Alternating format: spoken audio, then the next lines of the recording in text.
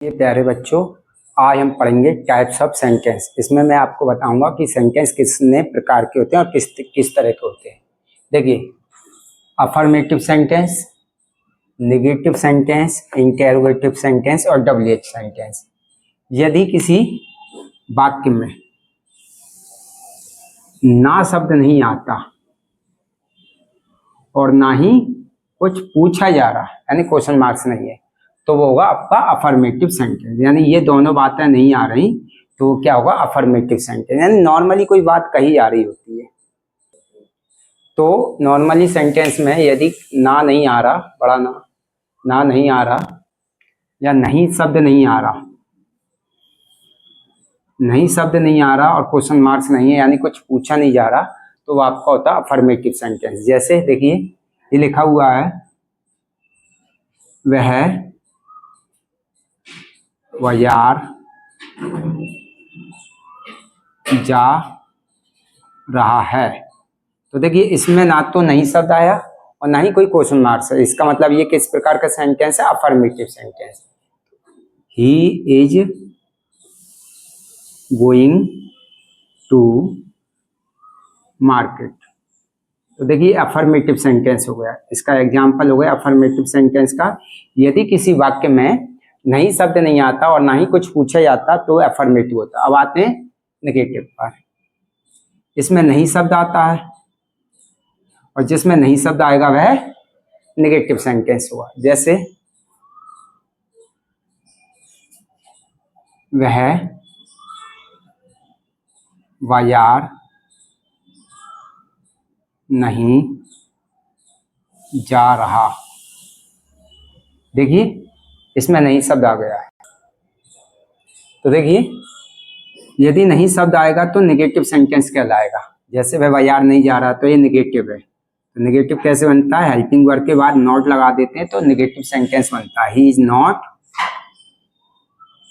Going to market, तो ये negative sentence हो गया। और यदि किसी में हिंदी के वाक्य में शुरू में क्या शब्द आ जाता है, क्या, लास्ट में क्वेश्चन मार्क्स आएगा। तो जब क्या शब्द आता है तो इसका उत्तर हाँ ना में होता है। या तो व्यक्ति कहता है हाँ और या ना नहीं।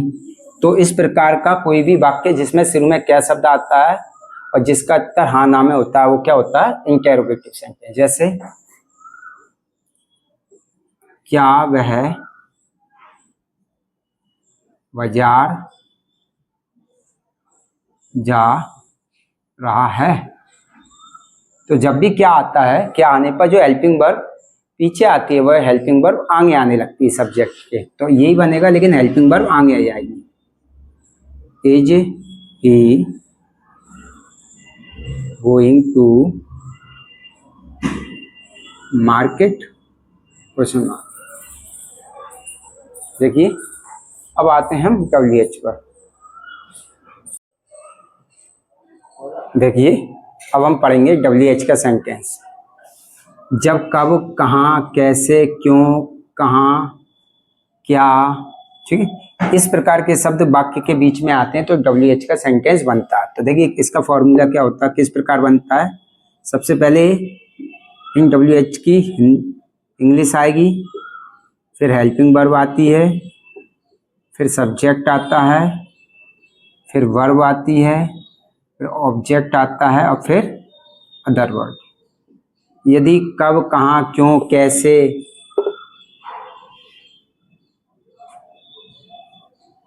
किस लिए, क्या, ये शब्द यदि वाक्य के हिंदी में बीच में आते हैं तो इसकी इंग्लिश ऐसे बनेगी। सबसे पहले डब्ल्यूएच का शब्द आएगा, फिर हेल्पिंग वर्ब आएगी, फिर सब्जेक्ट आएगा, फिर वर्ब आएगा, फिर ऑब्जेक्ट, फिर अदर। जैसे मान लो ये लिखा हुआ है, वह अभी कहाँ जा रहा है। वह अभी कहाँ जा रहा है। तो देखिए, सबसे पहले कहाँ की मीनिंग आई, कहाँ की मीनिंग वेयर। अब हेल्पिंग वर्ब आना है तो हेल्पिंग वर्ब रहा में एज हमारा आती है तो वह के अकॉर्डिंग ही आएगी, कोई सिंगुलर है। अब देखिए, सब्जेक्ट आना है तो ही आएगा। अब वर्ब आना है, कॉन्टिन्यूस में वर्ब प्लस आईएनजी आती है तो गोइंग।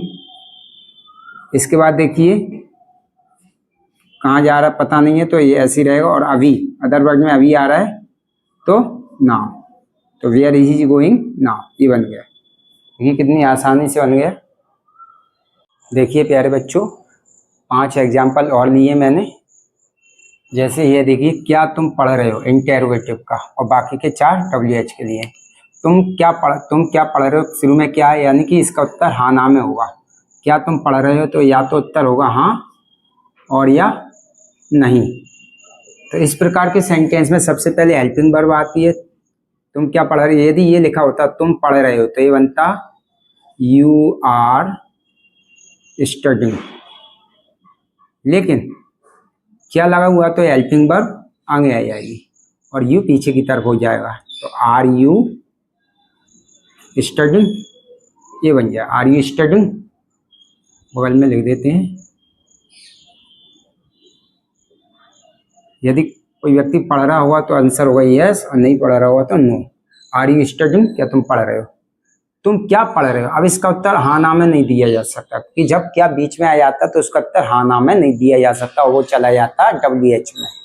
तो ऐसी स्थिति में इसी प्रकार बनेगा, लेकिन इसके पहले इसका WH शब्द आने लगेगा। जैसे व्हाट, अब यही बनेगा व्हाट आर यू स्टडिंग, यानी फॉर्मूला कौन सा लगा, ये वाला WH का जो इससे पहले लिखा था। WH आएगा, फिर हेल्पिंग वर्ब आएगी, फिर सब्जेक्ट आएगा, फिर वर्ब आएगी, फिर ऑब्जेक्ट आएगा, फिर अदर वर्ड आएंगे और क्वेश्चन मार्क। तो देखो इससे बना है व्हाट आर यू स्टडिंग, तुमने मुझे यहाँ क्यों बुलाया है, तो क्यों को वाई बोलते हैं, तो वाई।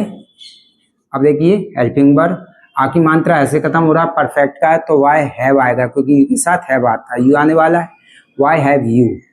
अब इसमें वर्ब आना है तो थर्ड फॉर्म आती है परफेक्ट में, वाई हैव यू कॉल्ड।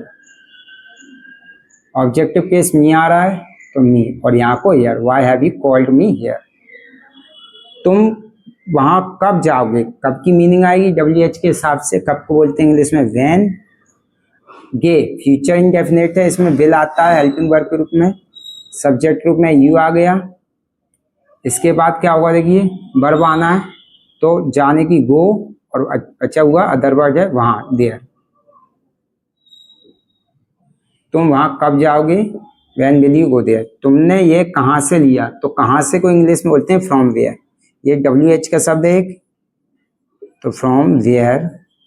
अब हेल्पिंग वर्ब लेना है, या है तो परफेक्ट का है तो है जब आता है परफेक्ट में, तो यू के साथ हैव आता है, तो फ्रॉम वेयर हैव यू। अब इसके बाद वर्ब आना है तो लेने की थर्ड फॉर्म टेक, टुक, टेकन, और क्या बचा है ये है तो दिस।